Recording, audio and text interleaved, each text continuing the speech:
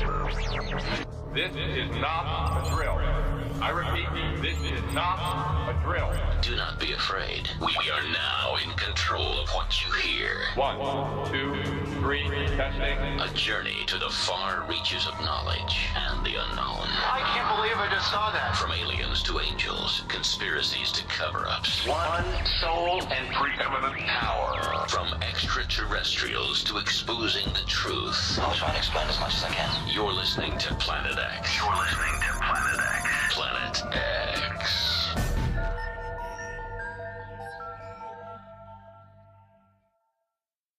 This is the Planet X Network, and stay tuned for the Ben Emlyn-Jones Show. It's coming up next.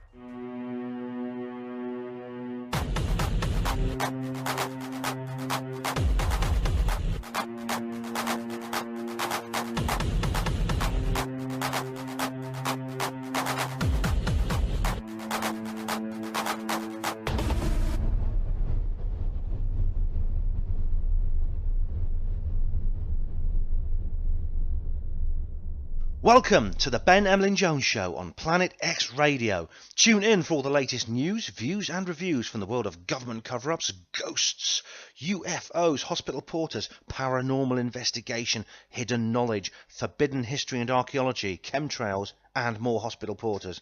The date is Wednesday the 18th of September. The time is 8 p.m. I am Jeff Rents without the hair. I am Art Bell without the cigarette. On tonight's programme, bureaucracy versus brain power, Diana's death reinvestigated, a fake Roswell at a school, and much, much more. Stay where you're sitting and do not touch your dials. Are you ready for some Ben Emlyn-Jones Show this evening? I can't hear you. Are you ready for some Ben Emlyn-Jones Show this evening? Well, I certainly hope so. You're listening to Planet X. Planet X, the biggest paranormal show on radio. And this is the 6th programme of the Ben Emlyn-Jones Show. I hope you're all having a pleasant evening and you're ready for some interesting information coming up. And the first thing we're going to discuss this evening is brain power versus bureaucracy. Unfortunately, in today's day and age, the latter is regarded as more important. And a perfectly adequate example actually took place just a couple of weeks ago on the 5th of September. A railway worker working at the station Southend-on-Sea was suspended from duty pending a disciplinary investigation. What happened was he went onto the railway tracks to help a disabled woman who'd fallen off the platform edge onto the railway tracks. The member of the platform staff was a number of people who helped an elderly woman get back from the railway lines onto the track. Now, what happens, a spokesman for this company, because the company is called C2C, is probably some damn tin pot contractor. I know, because I used to work for people like these. Basically, a spokesman for the train company said, "We have very strict rules regarding the safety procedure for the quickest way of stopping trains in an emergency. An employee has been suspended while our investigation into this accident continues." This is absolutely ridiculous. What happened was this guy was just doing his job on the station and he saw a lady in her early 70s in a wheelchair accidentally fall onto the railway tracks. Now, what would you do in that situation? It's absolutely crazy. Anyway, luckily this, it does seem like this may be one occasion in which common sense actually does win a victory against red tape, because it has got into the news, and Bob Crow, who's the General Secretary of the National Union of Rail, Maritime and Transport Workers, has said that the decision to suspend the worker was diabolical. What did they expect him to do? Just stand and watch? He said. All this person did was what anyone with any common sense would have done. He's one of our members and we will be supporting him. This is absolutely disgusting. As it happens, there was a train about a quarter of a mile away while people were on the tracks, but the driver did not have to apply any emergency brakes. The lady, the woman aged in her early 70s, was taken to hospital and was treated for a broken hip, but she's not critically injured, although she might have been if this brave man, this railway worker, had not done something. And Benny, what happened was, luckily, a couple of weeks later, in fact on the 10th of September, it was announced that the railway worker who had been suspended had been reprieved and they were not going to pursue the investigation any further. all I can say is that is very, very good news, and it's really quite. I think it's actually quite amazing, and it's very, very telling that this man was even suspended in the first place. I think it says an awful lot about our society. It's strange, but it's as if. How do I describe this? It's as if I discussed this a little while on the show a couple of weeks ago. When an authority figure comes out with some kind of officialdom, that kind of supersedes all other cognitive processes in our brain. Doesn't matter what our senses tell us, what our common sense tells us, what our own intellect tells us.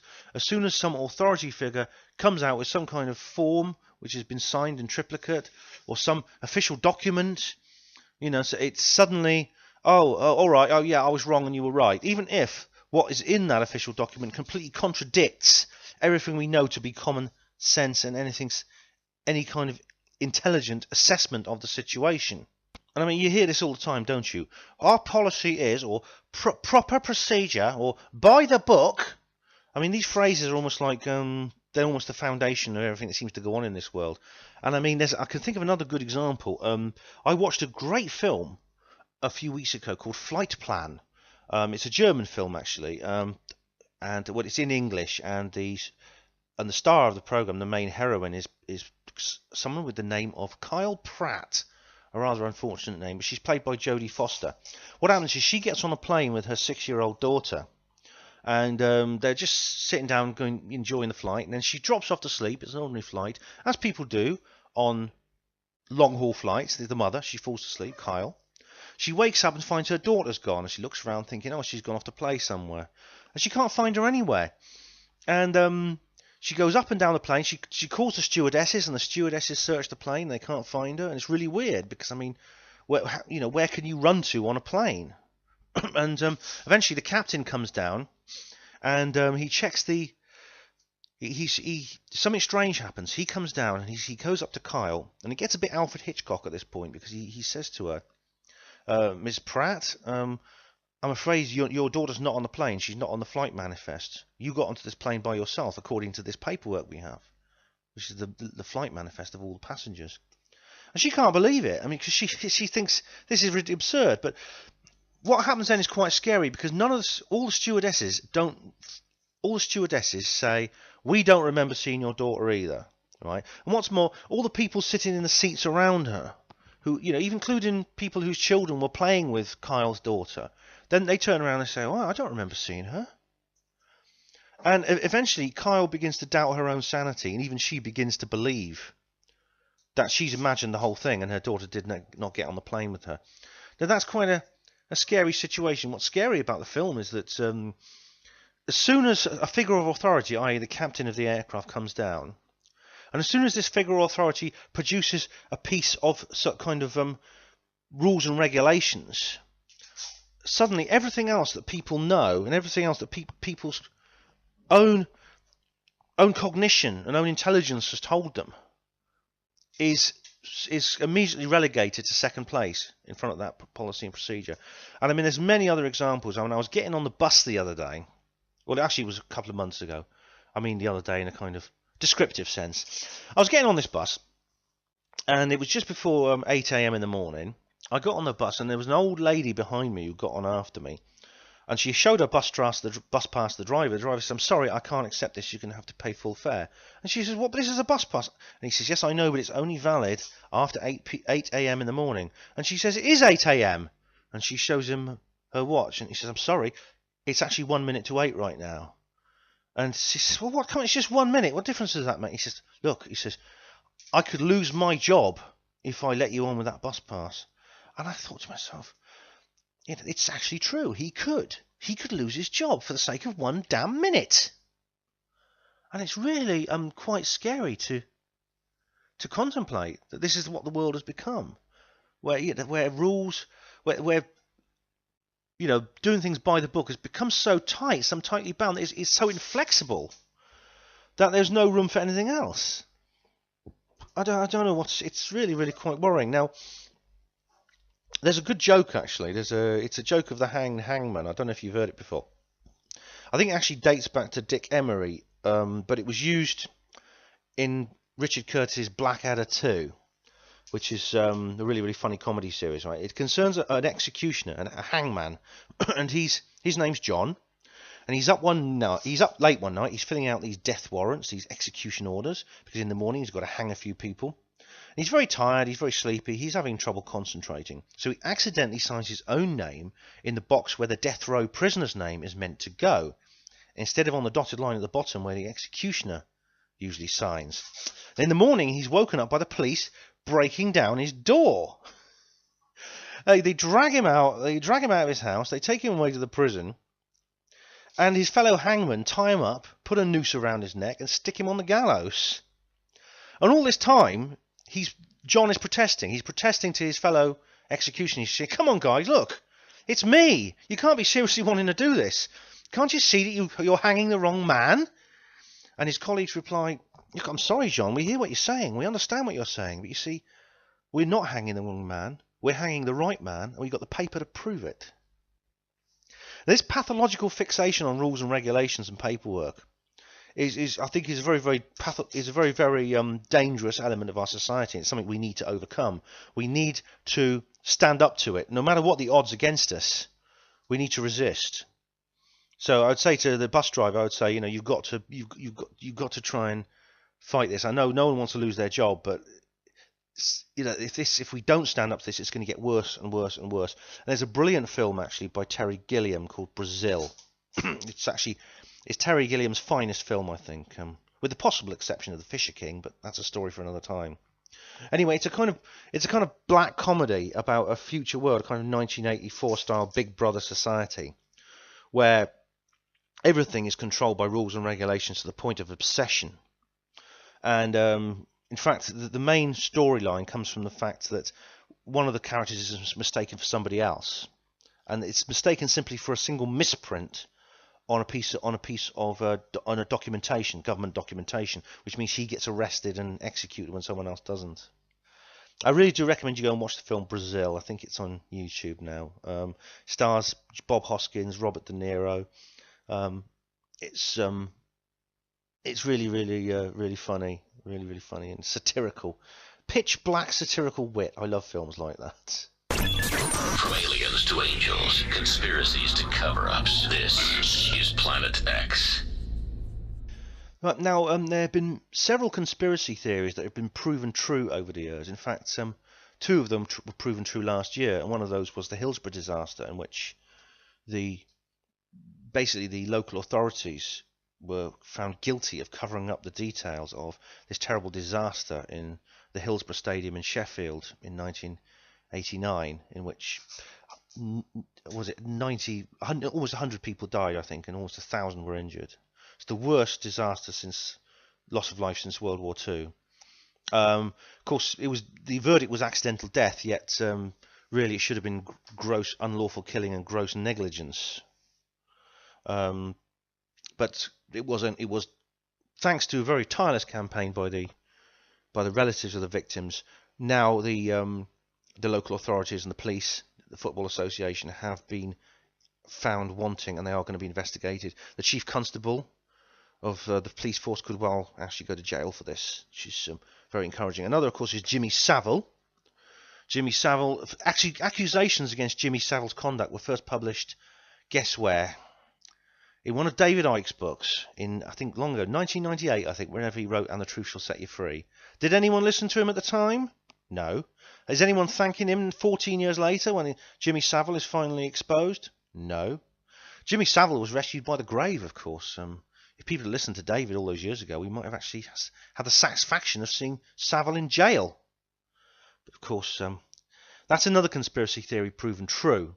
Now, of course, those things are technically conspiracy theories, but if you ask people generally what they call conspiracy theories, they talk about something more extreme, more outlandish. For instance, 9/11, the moon landings, etc. But I think of all these major conspiracy theories in the world at the moment, the one I think that is most likely to be proven true, it's most likely to be generally accepted in the coming few years, is the death of Princess Diana, or should I say the assassination of Princess Diana. I mean, media coverage of this event has been absolutely impossible to completely suppress. Totally impossible. And today it's come back into the news, and I think really their cards are falling to the table. The dike there's too many leaks in the dikes for them to plug, and I feel encouraged by that.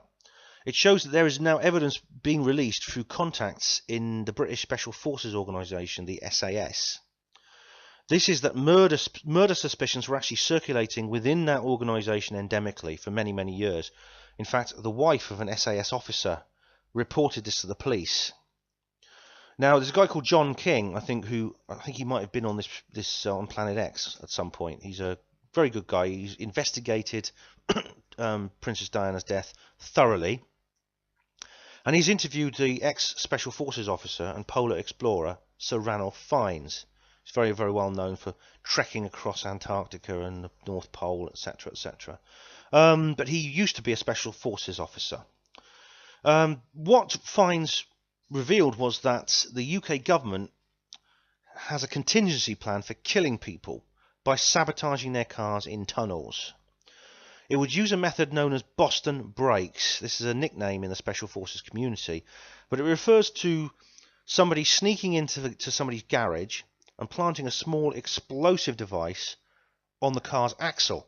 What happened when that device was detonated was the driver would lose control and the car would swerve in one direction or another. Now, if you did this at the right time in the right place, when, for instance, there's a lorry there's an oncoming lorry, it would almost for certain result in the death of the driver. Another way, of course, is in a tunnel, and he specifically mentioned a tunnel. If you do this just before someone goes into a tunnel, the car will crash in the tunnel and hopefully kill the occupants, your target. What's more, there would be assassins hiding nearby who would rush into the tunnel as soon as the car had crashed and check that a target was dead. If the target survived, they'd be finished off in some other way, like with a lethal injection. Now, there's one additional form of weaponry used in this method, which was revealed by someone called Richard Tomlinson, who's a former MI6 agent, who's actually very similar to very similar to David Shayler, except he worked for MI5, not MI6. Now, what he said was that the assassins could use a very, very bright flash gun, which they would shine into the eyes of the driver. Now, this is so bright it can actually blind you for up to 3 minutes. Again, this would ensure, almost certainly, the car would crash.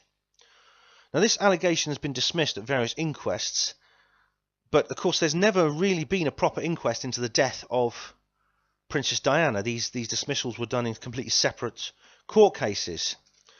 And now, there's been other very strange coincidences involved in this, which is the death of the white Fiat Uno driver. If you recall, he actually committed suicide. He shot himself. He shot himself in the head, and when the police arrived, there were two gunshot wounds to his head, which killed him. Now, how on earth can you actually kill yourself by inflicting 2 gunshot wounds to your head? I believe that Kurt Cobain, the vocalist for Nirvana, actually died the same way with 2 gunshot wounds to his head. It's almost as if they're giving us a clue that it's not really suicide. I mean, the closest we've ever come to any kind of investigation, leaving aside the French, the French coroner's inquest, which is as full of holes as Oxford United's back 4. The only proper inquest in this country was done in 2007. It was the coroner's inquest in London. Now, that returned a verdict of unlawful killing. Now, in normal circumstances, as soon as a coroner's court returns that verdict, the next step is to call the police and so they can investigate further and decide whether there are any suspicious circumstances that might warrant a murder inquiry. Now, this inquest was reported very badly by the media, and as I've often said before, there's only so badly you can actually report anything in the media by accident. There comes a point where something is so bad it can't be that bad without being deliberately bad. Now, luckily, a British documentary filmmaker and actor called Keith Allen decided to cover this entire debacle in this film called Unlawful Killing, which he made in 2007. It's absolutely astounding. This was a film produced in cooperation with Mohammed Al-Fayed, who's the father of Dodi Al-Fayed, who died with Diana in the car that night. Dodi was her partner at the time. Now, Mohammed Al-Fayed has tirelessly campaigned to prove that his son was murdered and to bring the UK government to justice. The film premiered at the Cannes Film Festival in 2011 and was listed for distribution by DVD and cinema. However, British lawyers insisted on 87 cuts being made, otherwise it would be banned in the United Kingdom. It would be censored.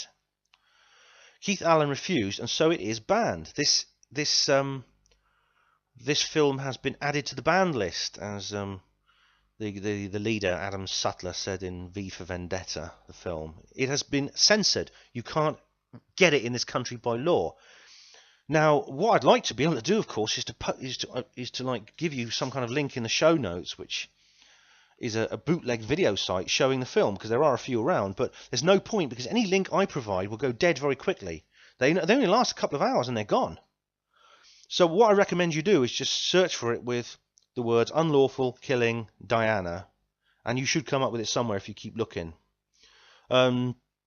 As I said, you know, if you actually do that in this country, I should actually put in a little disclaimer here and say that I do not on any account recommend that any of my listeners in the United Kingdom break the law. So please, whatever you do, do not go to Google, do not put in "unlawful killing Diana," and do not watch the film that you find eventually if you look hard enough.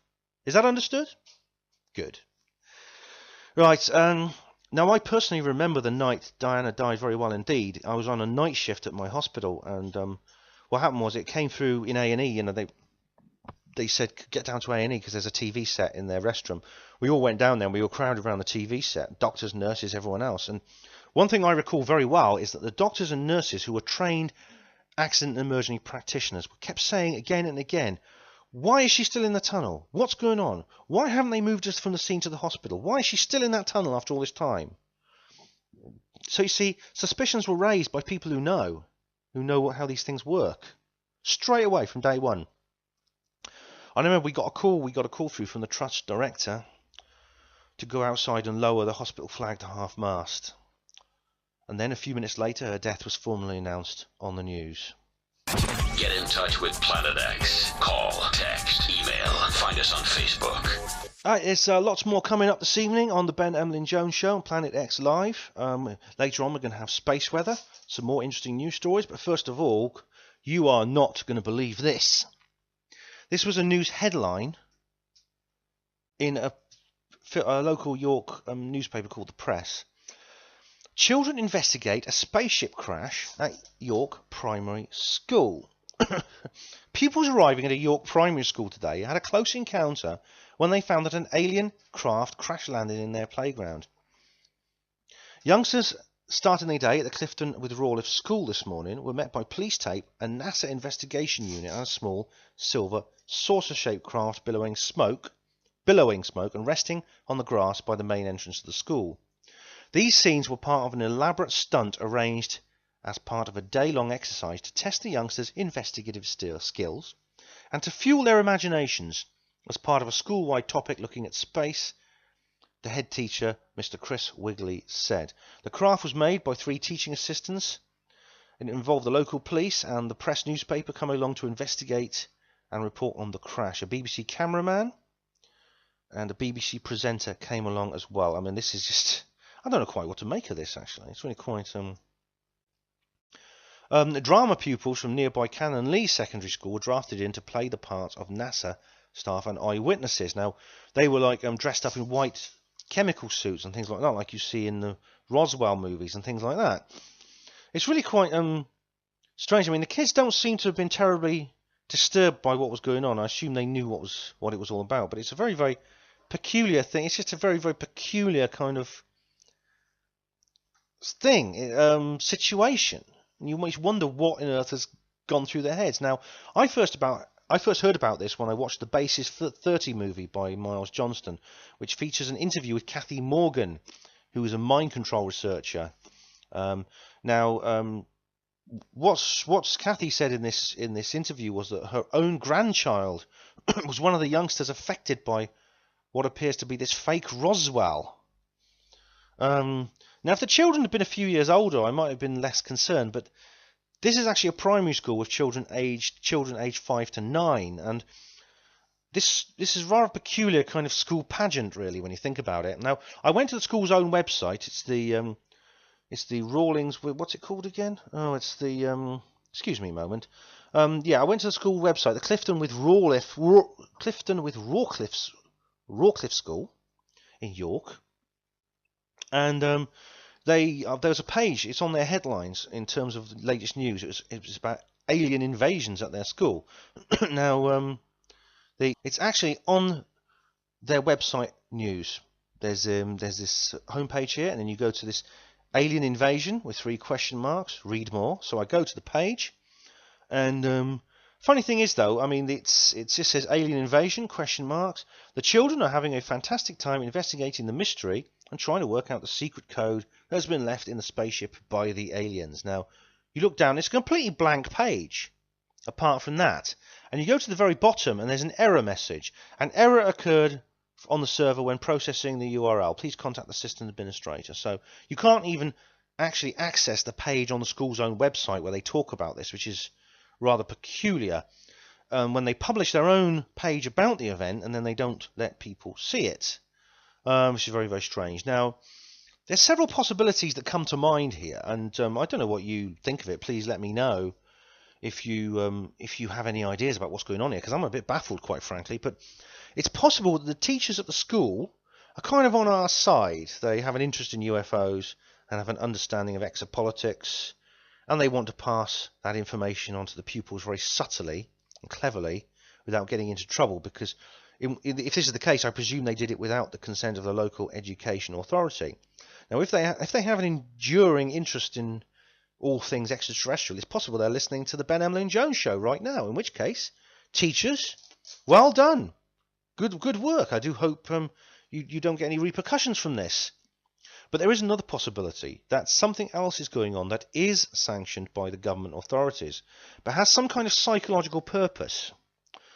Now, I find this official explanation a day-long exercise to test the youngsters' investigative skills and to fuel their imaginations as part of a school-wide topic looking at space rather incredulous. It rings slightly common purpose-ish, if you know what I mean.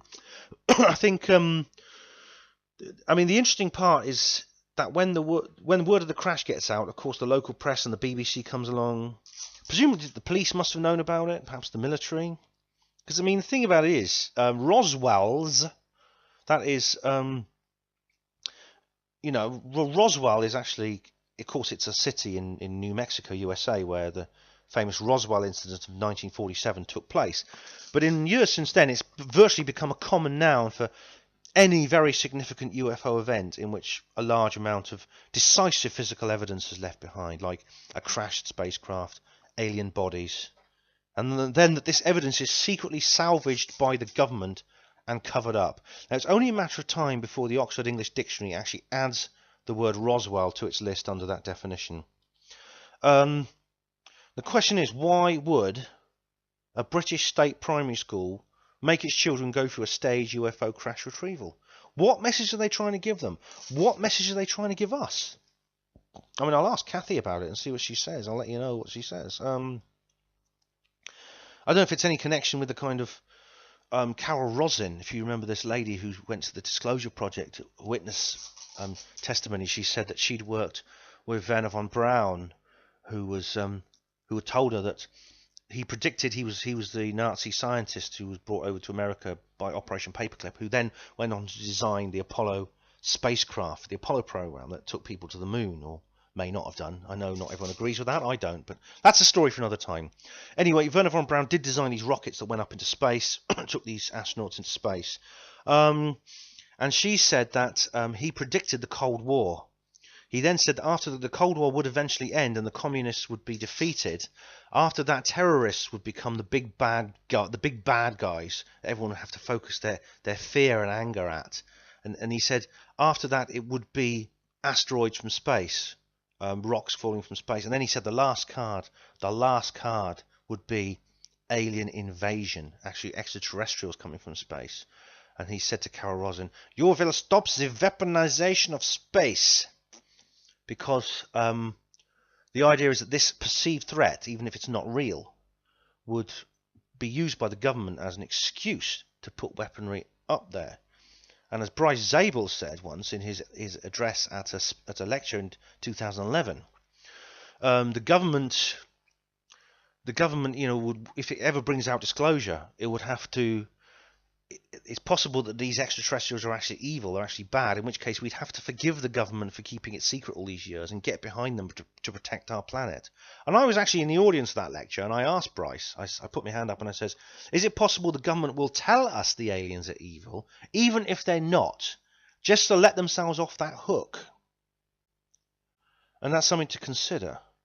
Carol Rosin is currently trying to get a treaty organised, an international treaty by which space weapons are banned. Good luck to her, I say. Good luck to her indeed. But is what happened at this school a part of that? Is it somehow through some Tavistock Institute kind of mind mockery, trying to instill some kind of message into the youngest members of our society? It wouldn't be the first time that the government has tried to indoctrinate children, would it? Planet X. The truth is on air. Okay, we're going to go on to a couple more stories now of the more Fortean kind. Charles Fort, of course, the famous investigator of mysterious phenomena, who gave his name to the Fortean Times and the investigation of Fortean things. Something very strange has happened, and has been happening, at Manchester Museum. What happened was a 3,800-year-old statue of the god Osiris is moving. It's a little 10-inch high ancient Egyptian figurine dedicated to the pharaoh Nebsenu, and it has been rotating very slowly in its display case. Just about a quarter of a circle every day it's been turning round, and it's very, very odd because the display case is sealed, it's locked. This is a very valuable artifact, and it is kept under tight security. It's puzzled the staff very much indeed, but it dates right back to 1800 BC, and all pharaohs had these figurines dedicated to them, which was a way of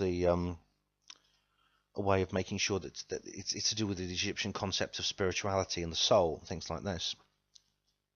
Now, the cause of this, it may very well be caused by several things. Sound vibration, perhaps, or heat imbalances generated by sunlight.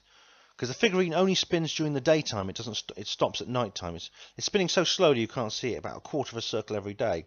They've set up a time-lapse camera. You can actually see it on YouTube, which you can actually see it turning round. Now, if this is caused by, for instance, vibration from people walking past or from the sunlight, it'd be interesting to see if it moves faster on sunny days and slower when it's cloudy. And also, of course, if it's caused by vibration, it'd be interesting to see if it stops spinning during the days when the museum is closed altogether. Now, if you read the article on the BBC about this, Professor Brian Cox, oh dear, he doesn't miss a trick, does he?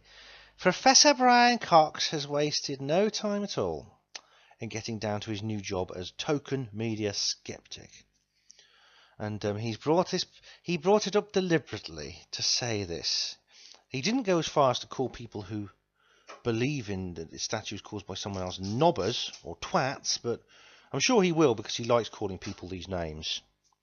And on the subject of that, I mean, this is the reason I want to bring this to the attention of listeners to the Ben Emlyn-Jones Show, because in a sense, I'm not about to turn skeptic on you, all right? I'm not going to say that there is nothing supernatural going on here. It's quite possible there is. I'm not necessarily agreeing with Cox. It's just that sometimes the skeptics are right. It does happen. Yes, we are. We are always right, actually, because we know everything about science, because I own science. It's my personal property, and anyone who thinks otherwise is a knobber. They're a knobber and a twat. But I'm not. Cox might be right this time, I must admit. The reason I want to bring this to your attention is because the museum's Egyptologist, the curator, someone called Anna Garnett, has actually been on the TV. She actually went on the BBC and she did an interview about this, and she said she suspects there is something going on to do with Egyptian spirituality. She says that maybe something more esoteric is going on involving the soul of the pharaoh Nebsenu. Now, and as soon as I saw this, I firstly I want to applaud the courage of Ms. Garnett for speaking out in this way, because it's obvious, as well as being an Egyptologist, she has she's quite open-minded to the idea that the Egyptians' idea were right. It's not just something historical to study. She actually has an idea that the Egyptian spiritual traditions might well be right. But I also applaud her courage because skeptics like Brian Cox can be extremely cruel and aggressive to non-skeptics, especially the non-skeptics in positions they feel that only skeptics should occupy, for instance, people in charge of museums. So I think they're going to be coming for her, and they're going to be very, very nasty to her. And I want to say to Miss Garnett that she's very, very brave, because there's a lot of people who just keep their mouth shut and not say anything, regardless of what they thought, just because of the tongue lashing and the vitriol they get from the skeptics. So well done Anna Garnett, for speaking out. We'll hopefully soon find out exactly what is causing this Egyptian statue to move. Anyway, we have a rain of yellow balls. Rather strange indeed. Rains of yellow balls. Who'd have thought it? Yes, this is something that actually happened in Leicester last year. But I thought it's worth bringing to your attention because it's something that sort of crops up every now and again. It has come, and I think it's still relevant. What happened was a husband and wife were just sitting in their garden in Monaco Road in Leicester. Well, they suddenly realised something was falling on them, and it wasn't rain. And this was during a thunderstorm, and well, presumably the storm hadn't started just yet because they were still sitting in the garden, but maybe it was about to start. But suddenly, thousands and thousands of tiny little yellow balls fell on their house and garden. Tiny little plastic balls, very light, just a few millimetres across, similar to the kind of things you see in floral displays or as ammunition for toy guns. Now, unfortunately, there's no reports that any of these balls were kept and analysed, but someone from the Met Office did comment, is mentioned on the BBC News website, which, of course, as you know, I love reading. They said it's possible that weather systems had lifted them up from many miles away and deposited them during the storm, which is very, very strange. Not least because in January, it was reported that slightly larger, 3 centimetre in diameter, blue balls fell down during a hailstorm in Bournemouth, in Dorset. It's very, very strange thing. What's going on? Now, this sounds to me like it's related to a much more general phenomenon that's actually quite common, and that is unusual objects falling from the sky. Objects of many, many kinds actually fall regularly from the sky, usually during rainstorms, but not always. They sometimes fall from a completely clear sky.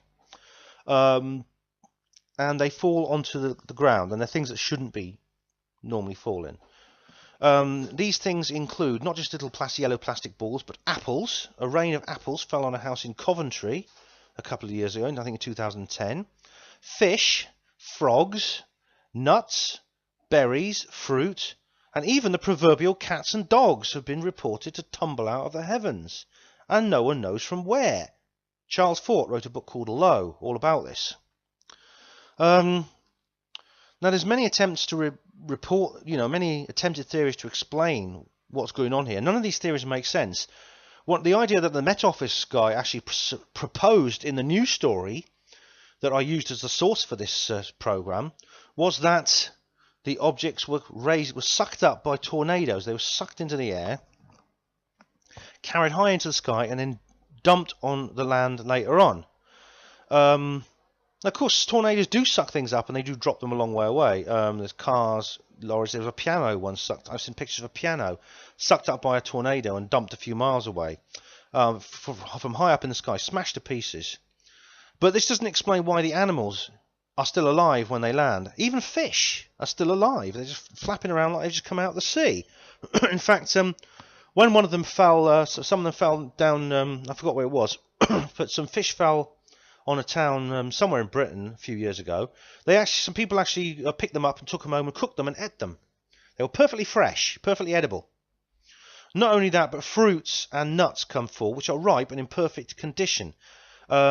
What was in Bristol in 1977, a rain of hazelnuts fell from the sky onto a street. and the people picked them up and took them home. They ate them. They were perfectly ripe. But this was in March. That's completely out of season. How can you get ripe hazelnuts in March? It's always very, very strange, that, indeed. Another very, very strange factor, which is that these objects are always singular and particular, which means it's unlikely that they came from the sky sucked up by a tornado. For instance, if a tornado sucked up some fruit and vegetables, you'd probably get twigs, bits of soil, leaves, and things like that falling with the objects. And also, if you have fish and frogs falling from the sky, you get things like waterweed, silt, and things like that. Also, these tend to be species specific when they're animals. They tend to be, like I said, they're singular and particular, and that goes for the animals too. For instance, if you get herring falling out of the sky, they tend to be all herring. You don't get herring mixed up with cod. You don't get hake mixed up with shrimps and things like that. You get all hazelnuts, not hazelnuts and walnuts, and a few acorns and some other things. Another reason is things that makes it unlikely that these are things sucked up by tornadoes is they don't fall over a large area. They tend to fall in very small areas, and they're very concentrated. It's a very intense shower. And in the case of of Leicester last year, it was just one single house in Monica Road in Leicester. And now another theory that might explain these is that these objects fall out of aircraft. And this is another possibility that has to be taken seriously, because I mean it may explain some of these cases. For example, large lumps of ice have been known to land on people's houses, and they do terrible damage when they land because they're very large. And these are often lumps of ice that have dropped from aircraft. Sometimes it's ice that's built up on the hull of the aircraft that just falls off, and sometimes it's ice that leaks. It's water that leaks from the aircraft's plumbing on large aircraft, which then break off and it falls from the aircraft and turns to ice as it falls in the cold air of the high altitudes. In this case, the ice bombs tend to, you might get some ice bomb that smells like disinfectant. It looks slightly blue, like it's mixed with disinfectant. That's a sure sign it's come from the aircraft's plumbing. If you're unlucky, you might get a lump of ice that is sort of brown coloured and smells lavatorial, which means it comes from another part of the aircraft's plumbing. And I sincerely hope you don't get hit by one of those. What's strange though is, in the Leicester case, there were no passing aircraft reported during these incidents. If as I said, this was a concentrated shower of objects over a small area, which means the aircraft would have had to have been quite low altitude to achieve that effect. It would have been so low it would have easily been visible by the couple in the garden. It was not. And also that the fact that this phenomenon has been reported back since long before aircraft were invented. In fact, the earliest reports date back to the 1st century in the works of the Roman historian Pliny the Elder. It's very, very strange. Despite all this, the skeptics still stick doggedly to this tornadoes, they've fallen out of aircraft, etc. There are many, many holes in this idea. Now, what's really going on is hard to say. It could be something related to the holographic nature of reality. Now, this is a big, big subject, but the idea is that the universe as we know it, reality as we know it, is actually a construct of some kind, almost like a computer program that creates matrix style everything around us, and the atoms, molecules, subatomic particles are actually part of this program. They're like they're almost like the little characters in the machine code on a computer. Now, if that is the case, sometimes you might get like bugs and viruses in the program, and that could create some anomalies. And one of these anomalies could be that, because there's a lady called Dr. Mangia Samantha Lawton, or you may well have heard of. I think she's actually been a guest on Planet X. Very, very interesting lady who studied this in detail. She has found out things like how the water actually comes out into the universe from other areas, like storm clouds don't just... So we say storm clouds are actually condensed water. It's water that's in vapor form that condenses and falls as rain. Now, Dr. Samantha Lawton says no. Some of that rain is actually, it comes into this world, it actually is created. It comes into this world from somewhere else via the storm cloud. If that is the case, if there's some kind of delivery system that delivers water to this universe, it's possible that this delivery system goes wrong and we get the wrong order. I don't know if I'm making any sense here. I hope I am. But it's like there's a glitch in the program which produces the wrong thing. So instead of getting rainwater, we get frogs and fish and other things. It's almost like a genetic defect in a living body that produces an extra limb, or produces the wrong limb, or deformed limb. Do you see what I mean? Hope I'm making sense. And it's a big subject. Too much to go into now. But I mean, there's been other strange events in recent years that, for instance, dead birds falling from the sky. It's been very disturbing. Dead animals suddenly appearing, and they all tend to be the same. They all tend to be the same species. For example, in Arkansas last year, there was a case of red-bellied starlings just falling dead from the sky. Thousands of them just falling dead on a particular town. But as I said earlier on, these were species-specific deaths. They were all red-bellied starlings. There were no sparrows, there were no blackbirds, there were no robins. All red-bellied starlings. And now this has been blamed on things like HAARP and chemtrails. But I wonder if this phenomenon of these mass deaths is related to this phenomena of things falling from the sky. Who knows? It's a complicated subject. We will have to see to find out. Anyway, I will keep you posted on any more information in this field. You will hear it first, live and exclusive on the Ben Emlyn-Jones Show on Planet X Live. This is Planet X. Planet X. And now for this week's space weather. We have a waxing gibbous moon, which is because on Friday it's actually a full moon. All together, 1, 2, 3.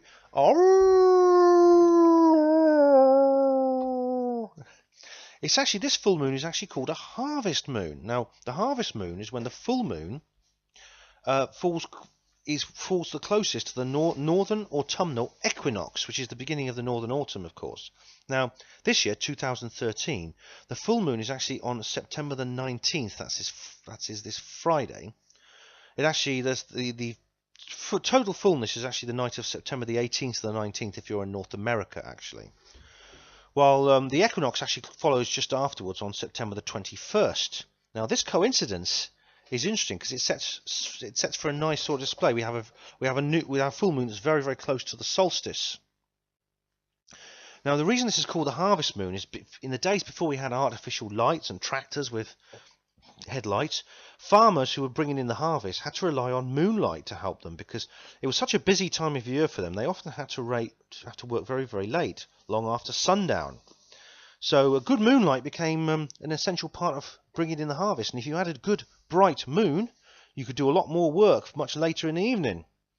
So when you get a full moon around that time, it became known as the harvest moon. Now, there's a little bit more to than it's not just an old-fashioned name. You know, now the moon rises on average 50 minutes later each day, but near the autumnal equinox, this difference shrinks to only 30 minutes. And the reason is that at the beginning of autumn, the moon's orbital track makes a narrow angle with the evening horizon. So it means that you get much longer periods of fullness than you would at any other time of the year. Now, for sky watchers and people, it makes a huge difference if you need the moon, like if you're going out sky watching. And of course, if you're a farmer, as I said before. So for several nights in a row, at the time of the harvest moon, the moon rises at the same time as sunset on the opposite end of the sky. Now, you know, of course, as you know, if you know about the moon, you'll know that at full moon, the sun and moon rise opposite each other. They almost like change positions in the sky. Now, what happens when the moon rises at sunset? You often get a very, very low hanging moon above the horizon, and it's often a strange colour because it's distorted by material in the atmosphere like dust and clouds. But not only that, because of a strange effect of refraction, the moon is swollen to an outlandish size. It looks so big. It's a trick of the light. It makes the moon look very, very big, much larger than it normally would be. And this experience will be repeated for several nights in a row around this time of year. So if you do get clear skies and you want to go out, do go out around the time of sunset, look to the east, and you'll see this huge, bright moon, often a strange colour coming up. It's really quite amazing. Anyway, the moon is actually rising at 6:05 p.m. Depending where you are in the world, these these figures will need altering. It sets at 4:07 a.m. So that's the time to go out and look at it. Sunrise 6:47 a.m. Sunset 7:22 p.m. It's definitely into autumn now. Right, sunspots. We've had a little bit of a quiet, very quiet period, as you'll know if you've been watching. Yesterday we had almost no sunspots at all. In fact, we had just two, AR41 and AR40, and AR40 was just near the eastern horizon, so we were looking to have just a single sunspot, and we had no spotless days at all. But that has now, strangely enough, changed. We have like a slightly different situation. There are now a dozen or more sunspots that have just appeared on the solar disk, literally since last night. This is matched with general solar activity seems to be picking up, because really for the last 2 weeks we've had a flat calm, which is very, very strange indeed.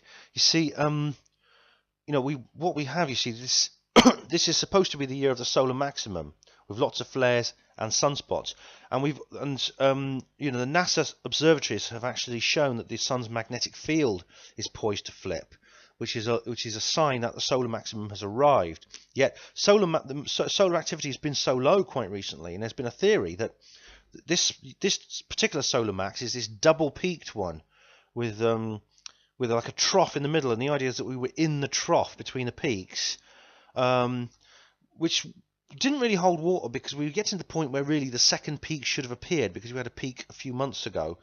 Now, no one can say for sure, because the sun is unpredictable. So researchers have been studying sunspots and solar activity for over 400 years now, and we still can't completely predict the behavior of the sun. All our estimates, all our predictions are subject to variability. Now, what will happen, we'll have to wait and see. There's no way of knowing for sure, But what I can tell you is that we have had this absolute doldrums in terms of solar flares. In terms of X-ray emissions from the sun, it's been a flat calm. The baseline has been bumping along the bottom of the B line, which is almost as low as it goes. And sometimes it's been dropping down into the A range when it goes right under the scale, and it can't even be detected by NASA's instruments. There was a slight increase yesterday, a tiny little peak up into the mid-B range, which is where the baseline usually is, so you can't really call that a flare. It's really the quietest I've ever seen the sun, and I've been doing space weather reports now for over a year. But it has picked up. In the early hours in the morning, we actually had a flare that went right up into the upper C range. Normally that wouldn't be considered much of a flare, but based on the last 2 weeks, it's practically a Carrington event. The baseline has also risen slightly. It's now approaching its nominal position in the mid-B range, so that's a sign that solar activity is picking up. This does not mean that the solar max has started. We're going to have to just wait and see, I'm afraid. Now, has this affected the geomags? Let's have a look. Mid-latitudes activity 35%, minor 10%, severe 1%. High latitudes activity 15%, minor 35%, and severe 45%. This is really quite high. In fact, it's one of the highest readings I've ever seen. So this means that geomagnetic storms do not always act relative to solar X-ray activity. Why that is, I'm not sure. If there are any space weather experts out there, you astrometeorologists, then perhaps you could write in and tell me. Near-Earth asteroids. Right, today, September the 18th, 2013, there were 1,428 potentially hazardous asteroids. We got quite a few red and pink liners this week, which means basically asteroids within 5 lunar distances, just about 2 million miles, of the Earth. Now, the database seems to have got back in the saddle, because it wasn't reporting these very close objects because of the Chelyabinsk thing, this big meteorite that blew up over Russia, which they didn't predict. They didn't spot it. But we've had 2013 RS-43, which came through last Friday. It was 59 feet across. It was 2.9 lunar distances away. Now, today we have a similar sized object. No, that was yesterday, sorry. 2.3 lunar distances. And we've got a red liner today, RM73, 2013 RM73. Now, a red liner means an asteroid which is closer to the Earth than 1 lunar distance. In other words, it comes within the average distance of the Moon to the Earth. So which means today the Moon is not the closest natural object to the Earth. We have this 2013 RM73. It is 0.6 lunar distances away, so it's just over halfway to the moon when it comes at its closest point of approach. It is 9.8 feet across. It's very small by asteroid standards, little more than a flying boulder, really.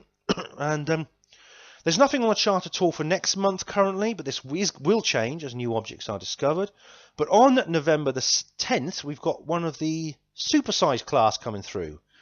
2000 DK79, which is almost 2 miles across. This makes it one of the biggest asteroids we know about. It's going to be coming past the Earth on November the 10th, but it's going to be passing a long way away, 49 lunar distances. It's not going to strike the Earth for the foreseeable future, which is centuries. And as I always say in these reports about near-Earth asteroids, please don't have nightmares. There are very, very few objects out there that have any chance of impacting the Earth. Those that do, NASA are keeping a very close eye on. And even if they do find one out there which has our name on it, there are ways and means of deflecting it, of getting it to go somewhere else, to move it out of the danger zone. I'll have to talk about that in a future program. Solar wind speed 245.6 miles per second, density 162.24 particles per cubic inch. So the solar wind remains very dense, and it has done these last few weeks. Yesterday it was almost twice that. So this is quite remarkable. It shows also that solar wind density is also not relative to solar X-ray events.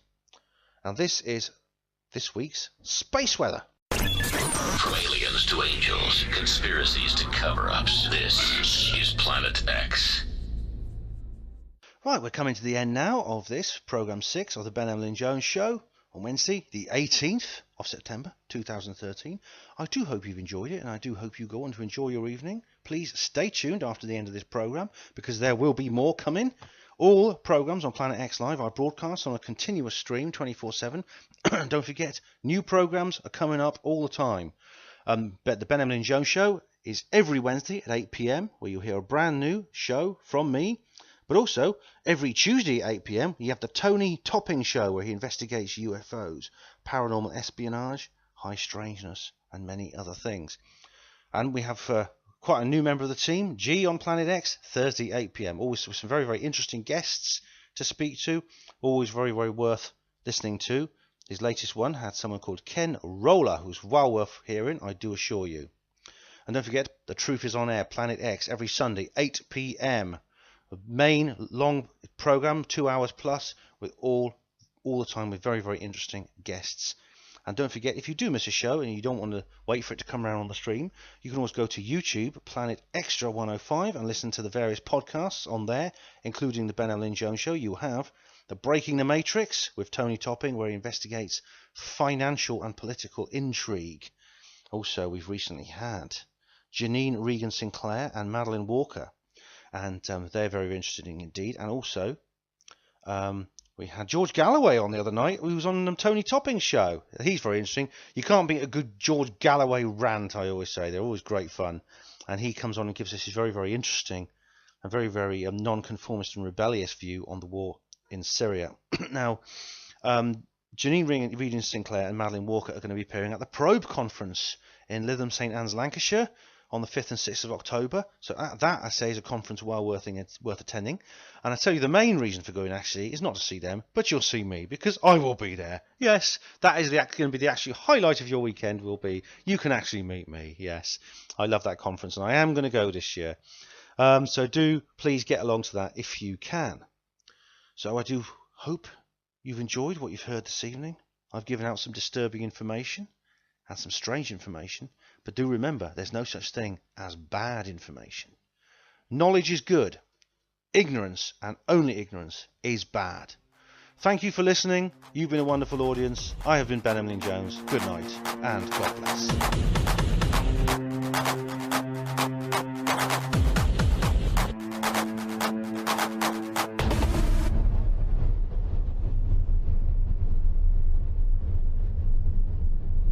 To this accident continues. This is absolutely ridiculous. What happened was, this guy was just doing his job on the station, and he saw a lady in her early 70s in a wheelchair accidentally fall onto the railway tracks. Now, what would you do in that situation? It's absolutely crazy. Anyway, luckily this, it does seem like this may be one occasion in which common sense actually does win a victory against red tape, because it has got into the news, and Bob Crow, who's the General Secretary of the National Union of Rail, Maritime and Transport Workers, has said that the decision to suspend the worker was diabolical. What did they expect him to do? Just stand and watch? He said.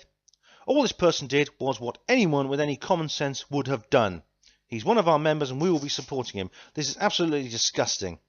As it happens, there was a train about a quarter of a mile away while people were on the tracks, but the driver did not have to apply any emergency brakes. The woman, aged in her early 70s, was taken to hospital and was treated for a broken hip, but she's not critically injured, although she might have been if this brave man, this railway worker, had not done something. And Benny, what happened was, luckily, a couple of weeks later, in fact on the 10th of September, it was announced that the railway worker who had been suspended had been reprieved and they were not going to pursue the investigation any further. All I can say is that is very, very good news, and it's really quite, I think it's actually quite amazing, and it's very, very telling that this man was even suspended in the first place. I think it says an awful lot about our society. It's strange, but, it's as if, how do I describe this? It's as if, I discussed this a little while on the show a couple of weeks ago. When an authority figure comes out with some kind of officialdom, that kind of supersedes all other cognitive processes in our brain. Doesn't matter what our senses tell us, what our common sense tells us, what our own intellect tells us. As soon as some authority figure comes out with some kind of form which has been signed in triplicate, or some official document, so it's suddenly, all right, oh yeah, I was wrong and you were right. Even if what is in that official document completely contradicts everything we know to be common sense and any kind of intelligence. Welcome to the Ben Emlyn-Jones Show on Planet X Radio. Tune in for all the latest news, views and reviews from the world of government cover-ups, ghosts, UFOs, hospital porters, paranormal investigation, hidden knowledge, forbidden history and archaeology, chemtrails and more hospital porters. The date is Wednesday, the 18th of September. The time is 8 p.m. I am Jeff Rents without the hair. I am Art Bell without the cigarette. On tonight's programme, bureaucracy versus brain power, Diana's death reinvestigated, a fake Roswell at a school, and much, much more. Stay where you're sitting and do not touch your dials. Are you ready for some Ben Emlyn-Jones Show this evening? I can't hear you. Are you ready for some Ben Emlyn-Jones Show this evening? Well, I certainly hope so. You're listening to Planet X. Planet X, the biggest paranormal show on radio. And this is the 6th programme of the Ben Emlyn-Jones Show. I hope you're all having a pleasant evening and you're ready for some interesting information coming up. And the first thing we're going to discuss this evening... This is not a drill. I repeat, this is not a drill. Do not be afraid. We are now in control of what you hear. 1, 2, 3, testing. A journey to the far reaches of knowledge and the unknown. I can't believe I just saw that. From aliens to angels, conspiracies to cover-ups. One soul and preeminent power. From extraterrestrials to exposing the truth. I'll try to explain as much as I can. You're listening to Planet X. You're listening to Planet X. Planet X.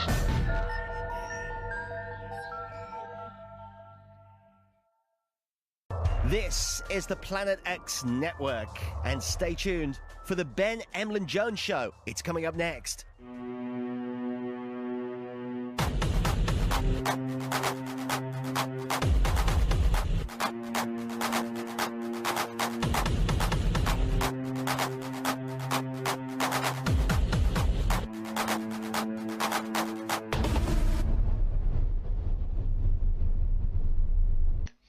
is brain power versus bureaucracy. Unfortunately, in today's day and age, the latter is regarded as more important, and a perfectly adequate example actually took place just a couple of weeks ago on the 5th of September. A railway worker working at the station Southend-on-Sea was suspended from duty pending a disciplinary investigation. What happened was he went onto the railway tracks to help a disabled woman who'd fallen off the platform edge onto the railway tracks. The member of the platform staff was a number of people who helped an elderly woman get back from the railway lines onto the track. Now, what happens? A spokesman for this company, because the company is called C2C, is probably some damn tin pot contractor. I know, because I used to work for people like these. Basically, a spokesman for the train company said, "We have very strict rules regarding the safety procedure for the quickest way of stopping trains in an emergency. An employee has been suspended while our investigation into